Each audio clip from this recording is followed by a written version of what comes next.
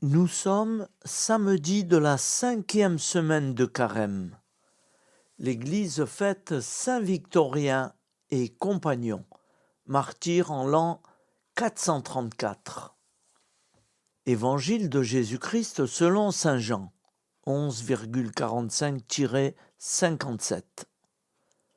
En ce temps-là, quand Lazare fut sorti du tombeau, beaucoup de Juifs qui étaient venus auprès de Marie et avaient donc vu ce que Jésus avait fait, crurent en lui.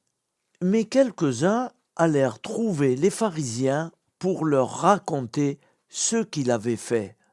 Quand les grands prêtres et les pharisiens réunirent donc le conseil suprême, ils disaient : « Qu'allons-nous faire ?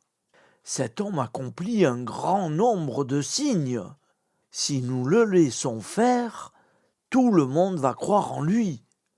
Et les Romains viendront détruire notre lieu saint et notre nation. » Alors, l'un d'entre eux, Caïphe, qui était grand prêtre cette année-là, leur dit : « Vous n'y comprenez rien.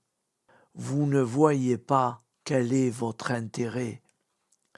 Il vaut mieux qu'un seul homme meure pour le peuple et que l'ensemble de la nation ne périsse pas. » Ce qu'il disait là ne venait pas de lui-même, mais, étant grand prêtre cette année-là, il prophétisa que Jésus allait mourir pour la nation.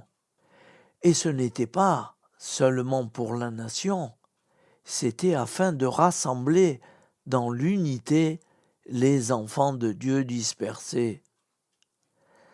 À partir de ce jour-là, ils décidèrent de le tuer. C'est pourquoi Jésus ne se déplaçait plus ouvertement parmi les Juifs. Il partit pour la région proche du désert, dans la ville d'Éphraïm, où il séjourna avec ses disciples. Or, la Pâque juive était proche, et beaucoup montèrent de la campagne à Jérusalem pour se purifier avant la Pâque. Ils cherchaient Jésus, et, dans le temple, ils se disaient entre eux : « Qu'en pensez-vous ? Il ne viendra sûrement pas à la fête. » Les grands prêtres et les pharisiens avaient donné des ordres. Quiconque saurait où il était devait le dénoncer pour qu'on puisse l'arrêter. Acclamons la parole de Dieu. Louange à toi, Seigneur Jésus.